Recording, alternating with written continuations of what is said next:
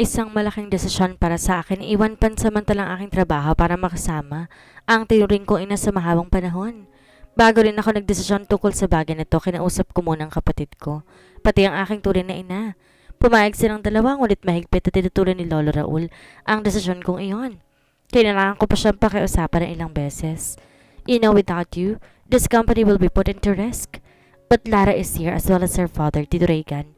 Kanilang dalawang trabahuin ng kumpanya, and for the DRH, I will let Jaden handle it for a while. I just need some time with her. She's dying and she needs me. Hindi po ba talaga ako po pwede magdesisyon para sa sarili ko kahit ngayon lang? Natahimik si Lolo Raul at tumitig sa akin ng matagal. Talaga bang kailangan mong umalis pansamantala sa pagtatrabaho? Di naman kita pinipigilang pumunta sa kanya, apo. Tumango ako. Opo, kailangan ko po munang umalis para mabigyan ng oras ang pagbabantay sa kanya. Alam ko nagkamali siya noon, pero sa totoo lang, hindi siya naging masamang ina sa akin, Lolo. Hindi siya perpekto, pero hindi niya ako pinabayaan. Sa bandang huli, wala nagawa si Lolo, kundi payagan ako sa aking nais. Nang dumating ako sa bahay, nakanda agad ang lamesa na puno ng pagkain. Tuwang-tuwa si Yaya Gina dahil sa wakas, makakasama na naman kami sa isang hapag. Samantalang tahimik lang nakamasid sa akin si Mama. Iniwan mo pa ang trabaho mo para sa akin. Aniya dahilan para mapahinto ako sa pagsubo ng pagkain. Desisyon ko naman po iyon. Ayaw niyo po ba nandito ako? Gusto ko naman, kaya lang hindi ko gustong pinababayaan mo ibang bagay para lang sa akin. Huling pagkakamali ko na sa iyong hindi ka payagan noon. Ayoko maging daan ako para magkasirang muli kayo ng kahit sino sa pamilya mo. Umiling ako. Hindi po mangyayari yon. Nakipag-usap naman po ako na maayos bago ko pumunta rito.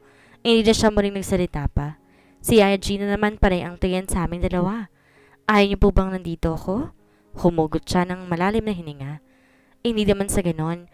Ang gusto ko lang, huwag mong sayahin ng oras mo sa akin. Marami ka pang kailangan asikasuhin. Kahit naman matagal tayong hindi nagkita, ibig sabihin, wala na akong alam sa'yo. Daniela, I know what you are and what you can do. Habang nandito ka, anong gagawin mo? Mag-aaksaya ng panahon.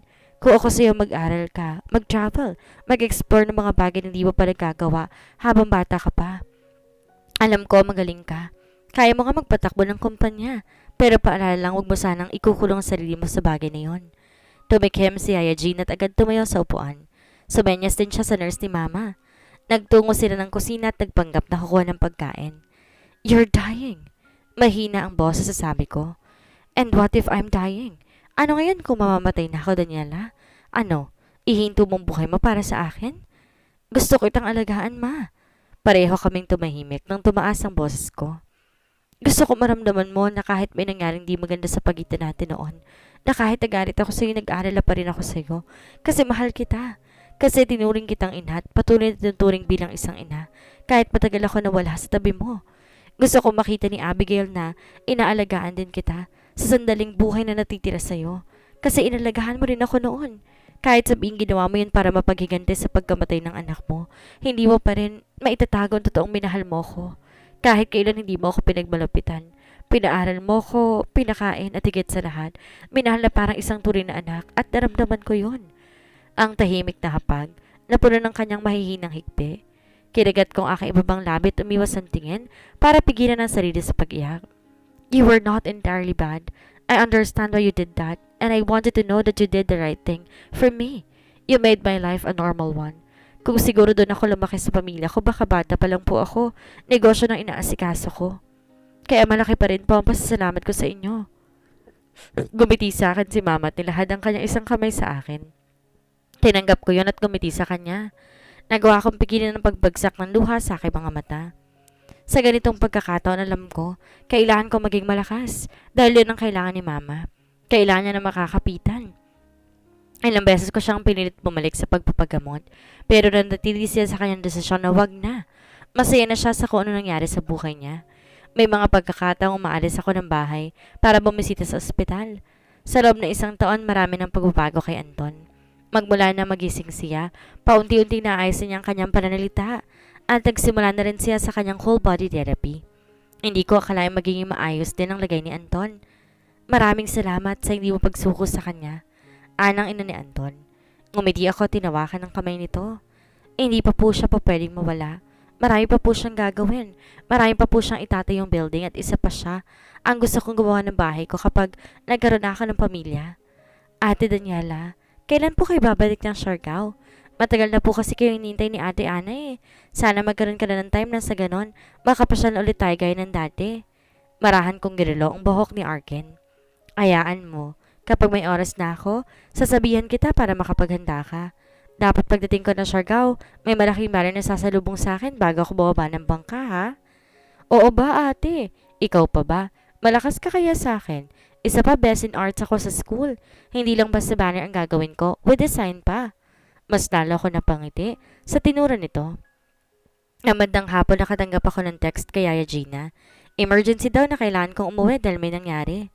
Sa labis sa kaba ko'y nagpaalam ako agad kina Arkin at Tita Alisa. Na makarating ako ng bahay, napansin ko ang isang maganang sasakyan na nakaparada sa labas. Kumunot ang noo ko habang tumatakbo, papasok sa loob. Na makapasok ng sala, napahinto ako na makita ko isang pamilyar na lalaki, nakaupo sa sofa, kaharap ng inuupuan ni Mama. Pakiramdam ko na abusan ako ng salita sa isip ko, at hindi ako agad nakapagsalita. Tumayo ang lalaki at marahang naglakad palapit sa akin. Daniela? Banggit niya sa pangalan ko. Nilahad ang kamay niya sa harapan ko. Pa! Ilang taon ang lumipas pero hanggang ngayon dama ko pa rin sa puso ko ang pagkami sa dating asawa ni Mama na minsan kong itinuring na ama. Bumalik ka! Marahan siyang tumango. Lumapit sa akin para mabigyan ako ng isang mahigpit na yakap. Sa loob ng kalahating araw na natili si Papa sa bahay. Masaya ito nakipagkwentuhan sa amin ni Yaya Gina habang si Mama masayang nakamasid sa amin. Bago gumabi, nagpaalam na rin ito. Nabanggit ni Papa na kasama niyang kanyang asawa at ang dalawang anak nila sa kanilang bakasyon dito sa Pilipinas. Hanggang kailan po kayo mananatili dito sa Pilipinas? Tanong ko nang hatid ko sa labas ng gate si Papa. 1 buwan lang kami dito. Pinuntahan lang namin ang lolo at lola ng tiya Maya mo. Babalik din kami agad dahil magsisimula na muli ang pasukan. Yung dalawang kapatid mo masyado masipag sa kanilang pag-aaral at ayaw lumiban sa klase. Plano ko nga magtagal sana eh. Napangiti ako na marinig ang kanyang sinabi. I am glad that even though we're not blood related, he is still treating me as his daughter. I've heard a lot about you. Martha told me what happened years ago. Masaya akong lumaki ka na isang mabuting bata at di mo pa rin tinalikuran si Martha sa kabila ng ginawa niya sa'yo. Tipid ng ngiti ang sinagot ko kay Papa. Pwede po bang humingi ng pabor sa inyo? Bago po sana kayo umuwi, gusto ko po sana kayo imbitahan ng pamilya ninyo kasama ang tunay kong pamilya. Gusto ko lang po makita kayong lahat na sama-sama. Kung okay lang po sa inyo, sana rin po pumayag ang asawa niya at mga anak ninyo. Ngumiti sa akin si Papa at tumango. Siyempre naman, gagawa ko ng paraan para pumayag ang tita Maya mo. Yumakap ako kay Papa bago ito umalis. Nang pumasok akong muli sa loob, si Gina na lang ang naabutan ko dahil pinainom nito ng gamot ng kanyang nurse si Mama sa kanyang kwarto. Lumapit ako kay Yaya at yumakap sa kanya. Marahan naman niyang tinapik ang aking braso. Alam mo, Daniela, hangang-hanga talaga ako sa iyo kung paano ka makitungo sa mga tao. Kahit hindi kayo naging close ang papa mo dahil umalis agad siya, ilang linggo matapos ka magising sa koma, hindi naging dahilan yun para sumama ang loob mo sa kanya. Hindi niya naman po pinili na gano'n ang mangyari. Marahil hindi niya po kaya makita ako ng mga panahong yon dahil naalala niya sa akin na namatay niyang anak na si Abigail. Hindi natin alam Yaya kung anong pinagdaraanan ng isang tao, kaya hanggat kaya kong umintindi yun ang ginagawa ko. Humarap si Yaya at parang hinaplos ang aking pisngi. Kaya ka pinagpapala dahil na rin dyan sa kabaitan mo. Ngiti lang ang sinukli ko sa itinura nito. Nagtungo ko na silid ni Mama na lumabas ang kanyang nurse. Nagpaalam to bago umuwi. Ako naman ang kanyang katabi sa pagtulog. Kapag inaatake siya ng sakit, ako nagbibigay sa kanya ng gamot na kailangan niyang inumin. May mga kasabay ko siyang umiiyak kapag inaatake siya ng sakit. I feel so helpless. Wala akong magawa para mapawi ang sakit na nararamdaman niya. You look so bothered. Niliyon ko si Jaden abala sa pagtulong sa akin. Sa paggupit ng mga personalized invitation ay papamigay ko para sa mga family members na imbitahan ko para sa event na ginawa ko para sa aming lahat. Dahil napapansin ni Yaya Gina na lagi akong stressed kapag nasa bahay ako, sinabihan muna niya ako umuwi pansamantala sa kondo ko. Nang banggitin ko kay Jaden na uuwi ako, agad naman siyang sumugod sa unit ko. Halos ilang araw din kaming di nagkita kahit sabik din siyang bisitahin ako. Binanggit ko pa sa kanyang plano ko kaya eto kami. This oras ng gabi para gumagawa ng invitation. I am always bothered, Jaden. He smiled. You can tell me. I sighed heavily. Nagsimula ako magkwento tungkol sa lahat na nangyari sa akin sa mga nakalipas na araw. It becomes torture to me seeing her in pain and knowing I cannot do anything because she strictly says no to interfere with her decisions. Masakit sa akin, Jake. I can feel his sadness through his tears. I think it's better if you stay away from Tita Marta for a while. Try to find another reason to be happy. Do you want to have a date with me? I pouted my lips and then shook my head. Not that easy, isa pa. Kung lalabas tayo, hindi na natin matatapos to. I am planning to give the invitations by the day after tomorrow. Nagmamadali ka ba? Hindi naman sa nagmamadali. Sinusulit ko lang aral na kakasama ko pa si Mama. She's important to me and I want to see her happy in her final days. Jayden? Marahan siyang tumango. Alam kong iniisip mo na hindi kita binibigyan ng oras, pero gusto kong malaman mo na hindi yun ang intensyon ko. Mahal kita pero sa pagkakataong to, gusto kong i-boost lahat para kay Mama. Binitawan ni Jayden ang kanyang ginagawa. Lumipat sa pesa sa tabi ko. Hindi ako nag-iisip ng ganon, Daniela. Alam mo naman, lagi ako nakasuporta sa'yo, hindi ba? Kung meron mang isang tao makakaintindi sa'yo, ako na yon. Kahit anong gawin mo, palagi ako nandito para sa'yo. Give them all your time, I don't mind. I will stay here and wait for you to come back. Yumakap sa akin si Jayden, kaya huminto na rin ako sa aking ginagawa para yakapin siya. But before anything else, let's continue this tomorrow because it's 12 in the morning already. I'm super sleepy and I have to go to work tomorrow. Ayoko magbukang haggard o hindi kaya zombie sa harapan ng mga empleyado ko. Ngumisi ako. Kapag nagkataon, ikaw na siguro ang pinakagwapong zombie na may-ari ng isang kumpanya. Dahil nasa sala kami, tumayo siya at binuhat ako hanggang makarating kami sa aking kwarto. Dito na ako matutulog. Hindi pa man siya nakakaupo sa kama, hinila ko na agad ang kanyang braso para pumesto ng maayos sa tabi ko. Kinabukasan at sa mga sumunod na araw, masyado kami naging abala sa pag-aasikaso sa event na ako ang pasimuno. Tinawagan ko pang lahat ng mga kaibigan ko para magpatulong. Gustuhin ko man sa Siargao ang event, hindi ko yung tinuloy dahil panigurado, mahirapan lang si Mama sa biyahe. Mahirap bumiyahe kapag may sakit na. Ang venue ng event dun sa Batangas kung saan ako dinala ni Jayden nang umuwi siya galing ng Australia. Grabe, ang ganda naman dito, parang may ikakasal. Komento ni Lara na makita niya ang disenyo na ginawa ng mga taong nag-ayos noon. Sa isang malawak na lugar na napapalibutan ng mga bulaklak at kulay puti at kahel na tela, nagbistulang paraiso ang parte ng lugar na iyon. Hindi ko nilimit ang mga bisita sa pamilya, pati mga kaibigan ko tulad ni Martin at Cathy, pati rin mga pinsan namin na sinadya pang umuwi dahil yun daw ang bilin sa kanila ni Lolo Raul. Si Mama, dumating kasama sina Lolo at Lola, pati nurses na mga ito. Lahat kumpleto na, pati si Mama Marta at Papa, kasama ang anak niya sila Daniel at Dashiel. Ayon sa kanya, sinubukan niyang kumbinsin ang kanyang asawa, ngunit niya ito napilit. This is the very first time I've seen my family from both sides complete. I could say that we're complete kahit na walang ama ko na siyang anak ni Lolo. Habang hawak ko microphone, hindi ko alam kung kakayanin ko bang kumalma habang nagsasalita ako. Light speech lang binigay ko sa kanila nung una, hanggang sa dumako ko sa puntong kinuwento kong hirap ko sa paghahanap ko ng aking tunay na pagkatao. Some were crying, most of them were sobbing. Wala yata sa kanilang di umiyak. Pero maswerte pa rin ako dahil kung hindi nangyari sa akin lahat ng yon, sigurado kung wala tayo sa lugar na to, na baka hindi tayo magkakasama ngayon. I still think that's part of my life, that it has to happen. Na matapos ako magsalita, nagsimulang magkain ng pagkain ng mga staff. Nakita kong kausap ni Mama Ariela si Mama Marta, pati na rin si Papa. Ang dalawang bata naman naroon kay Cathy, nilalaro ang anak nito. Pati si Gabby na anak ni Janina, nakikipaglaro na rin sa mga batang nakilala niya. In the far corner of the place, I saw my grandparents from my mother's side. Lumapit ako roon, nagmano at yumakap. Thank you for coming today, Lolo and Lola. Nakangiti lang ang dalawa. No, thank you. Dapat kami magpasalamat sa iyo. Dahil sa pagmamahal sa iyo ng mga tao, Apo, nagawa mong ipunin lahat kami para magsama-sama sa isang lugar. Inawakan ni Lola ang kamay ko. Turing ang napakabait at mapalad itong si Daniela. Naniniwala ako marami ka pangarapin sa buhay, Apo. Gayon pa man lahat ng iyong malalampasan mo dahil sa kabutihan ng loob na meron ka. Nung nasa college ako, akala ko, ang isa sa mga pinakamasakit na maranasan ko ay ang mabuli na mga kaklase ko. Yung palaging pinagtatawanan. Dahil ang sabi nga nila, bayarang babae ako. Dahil nakikita nila akong pumasok sa bar na pagmamayari ni Mama. Akala nila doon ako nagtatrabaho bilang waitress o bilang isang pick-up girl. Isa lang kaibigan ko noon na nagtatanggol sa akin.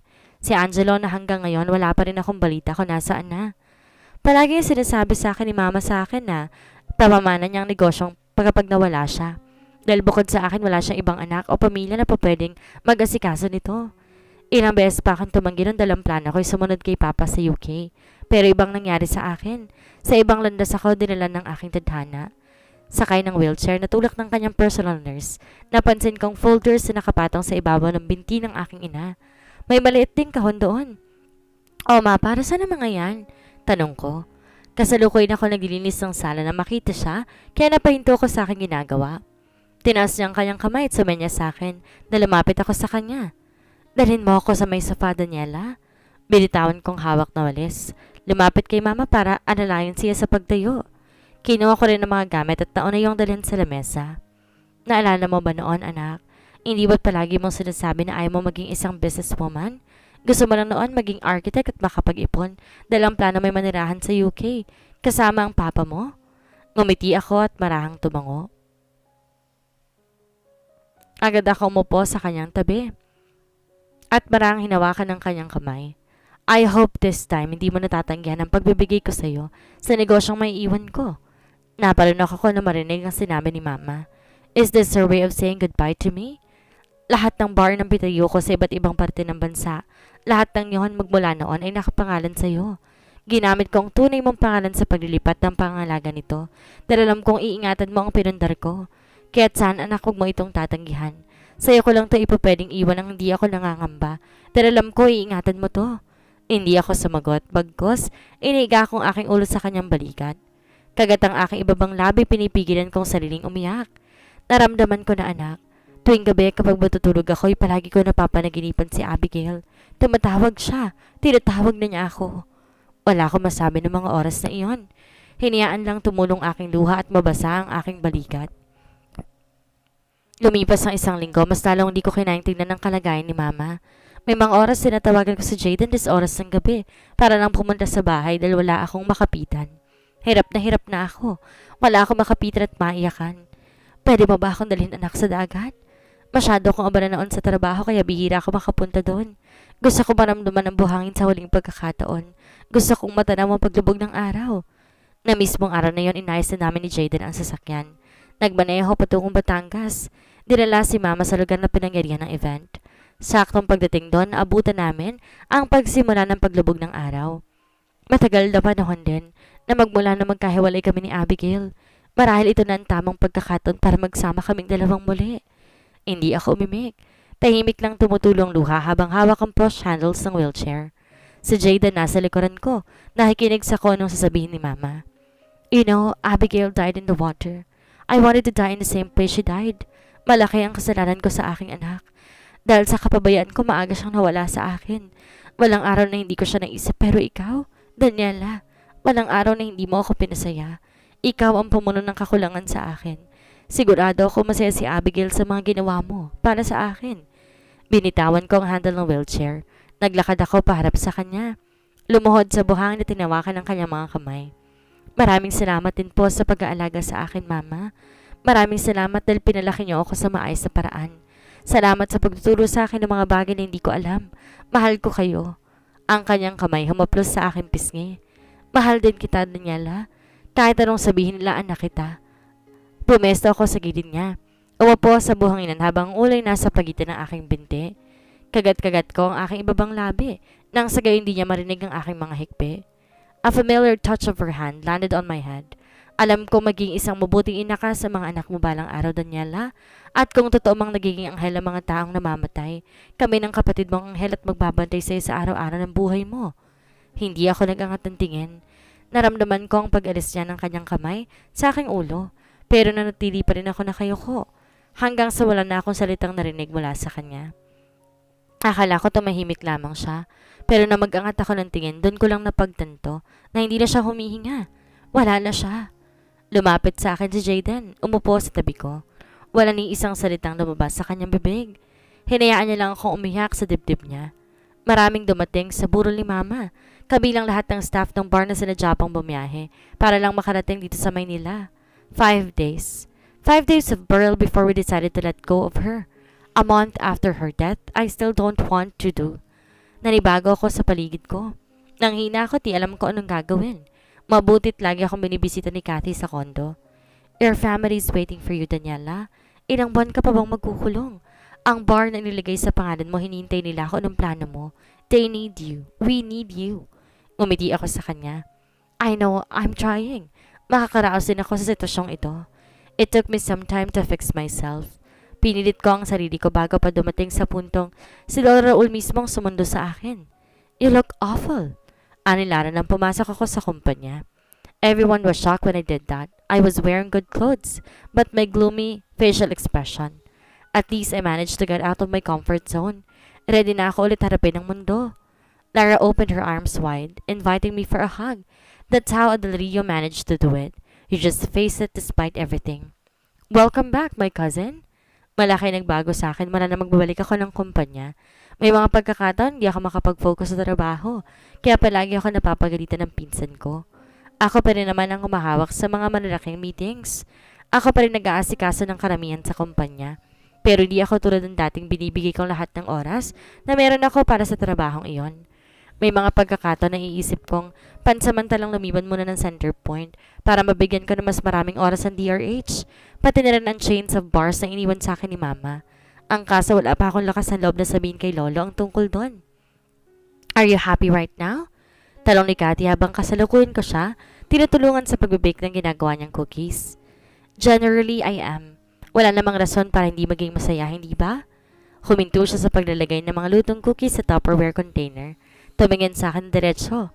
Okay, you are happy generally. Pero kumusta naman ang puso mo? Pagkatapos mamatay ng foster mom mo, ang laki na nagbago sa'yo. Noon masigla ka. Kitang-kita ngayon na nawala yun.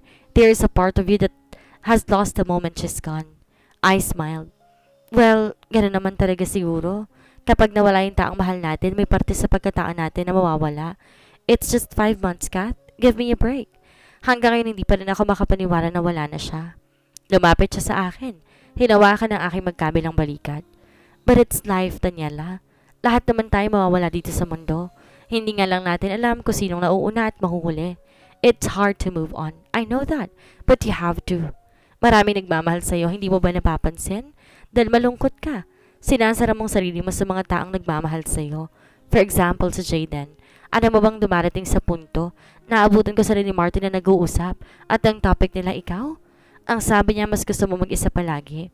Naiintindihan niya naman yon, Daniela. Pero paano kung dumating sa punto na nagsawa na siya sa pinakikita mo? Humugot ako ng malalim na hininga. Then it's his choice if he wants to leave me or he wants to stay. Maraing umiling si Kathy. No, you're wrong. It's your choice to make him stay. Hindi ba mahal mo siya? Ayaw mo naman siguro siyang mawala sa'yo. Hindi ako sumagot sa tinuran niya. Naramdaman kong tinatamaan ako ng mga salitang sinasabi niya at mahirap yung tanggapin dahil hindi ako handang harapin ang katotohanan. Matapang ako, oo, pero di ibig sabihin, hindi na ako nasasaktan. Tao ko nahihirapan magdesisyon paminsan-minsan. Jaden wants you to open up with him. Communicate your feelings para alam niya kung anong tumatakbo sa isipan mo. Tipid akong ngumiti at tumango. Susubukan ko.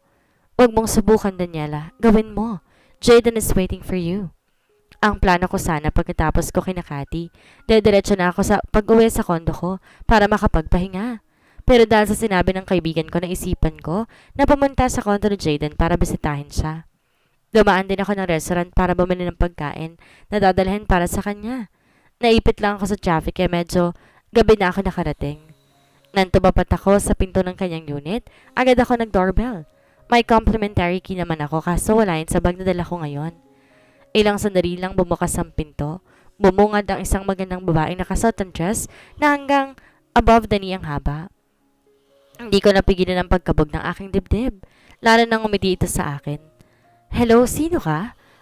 Ay, na-expect ka ba ni Kuya Jaden? Nasa banyo pa kasi siya. Kuya Jaden, tanong ko rito. Pinagmamasdan ko maigi ang itsura nito. Bata pa ito at marahil ay kaedad ko. Eunice, sinong nandyan? Boses din iyon ng isang babae. Tumalikod ang babae nagkangalang Eunice. Nang ligonin niya ang nagsalita. Kasi, na makita ko ang babaeng nasa likod nito, bahagyang nanlaki ang mga mata ko. Luwan? Maging mga mata ni Luwan ang laki na makita ko nito. OMG, Daniela! Anong ginagawa mo dito? I thought you're somewhere. Sabi ni Kuya Jaden, pumunta ka raw sa friend mo. I can't believe that I'd see you today. Niluwagan niya ang pagkakabukas ng pinto at agad kinuhang hawak kong paper bag. Nalagay yan sa lamesa. Ang isang kamay niya hawak ang braso ko, tinila ko patungong living room. Hinawakan niya ang magkabilang balikat ko at pinapo ako sa sofa. Dito ka muna. Ihintayin natin si Kuya Jaden. Naliligo pa kasi siya. Napansin kong kasuotan nila. Pareho sila nakadress ni Eunice. Siya nga pala. Hindi ko na ipakilala sa isa pa naming pinsan. This is Eunice Castillo Sebastian. She grew up in Australia but she's good in speaking Tagalog too. Anak siya ng tita namin, si Tita Dina. Ngumiti ako rito. The girl smiled back. Lumapit pa ito ng tawagin ni Luan.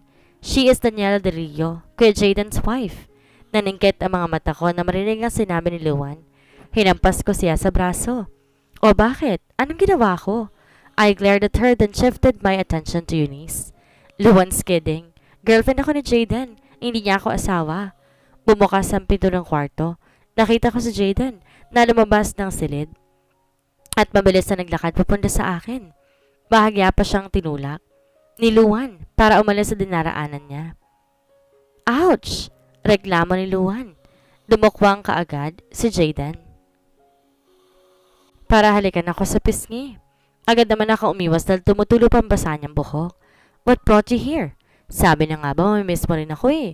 Pinag-eka si Luan ang kanyang braso sa harap ng kanyang dibdib. Nakangisi habang nakatingin sa amin ni Jaden. Tumabi siya kay Eunice at kinalabit ito.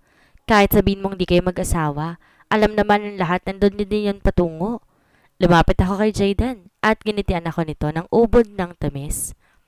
Alam ko naman na proposal ko na lang hinihintay ni Daniela. Pangaasar niya pa. Inirapan ko lamang siya at saka tumayo. I bought you food, baka gusto niyong kumain. Tanong ko sa kanilang tatlo. Nagkatinginan sila sa isa't isa. Tila ba may nasabi akong hindi nila inaasahan. Tumayo na rin si Jaden at bumuntong hininga. Actually, I plan to go out with my cousins. I'll take them out for dinner. Gusto mo bang sumama? Narinig ko pa ang pag-aalangan sa tanong niya. Luan snorted. Of course. Daniela, will come with us. Hindi ba Daniela? Matipid akong ngumiti at umiling.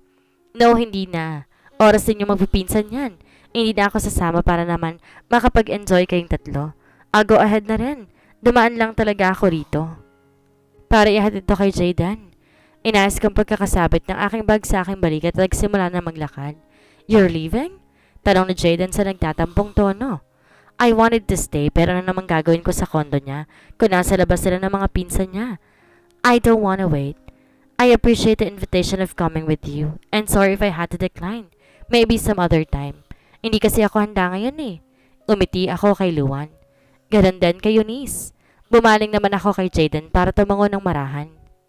What if kami na lang yung umalis? Biglang sambit ni Luan. Agad akong umiling. No, okay lang. You should go with Jaden.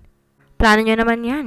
And please don't think that I'm not happy. It's just that I'm not really ready for tonight. I hope you understand. I waited for Jaden to say something pero wala na ako narinig sa kanya. All I see is the disappointment written in his expression. Dire-diretso ako lumabas ngunit di niya na ako nilingon pa. Lumabas ako ng building na mabigat ang loob. I know it's not his fault but he's not available at the moment. It's just wrong timing. Hindi ko rin alam kung bakit habang naglalakad ako patungong parking ay tumutulong luha ko. I tried calming myself until I get home. Naligo ako nagbihis. Sabi nila kapag malungkot ang isang tao, dapat ang mga pinapanood itong palabas, yung mga nakakatawa. Pero kahit ilang beses ako manood, imbes na matawa, mas lalo ako nalulungkot eh.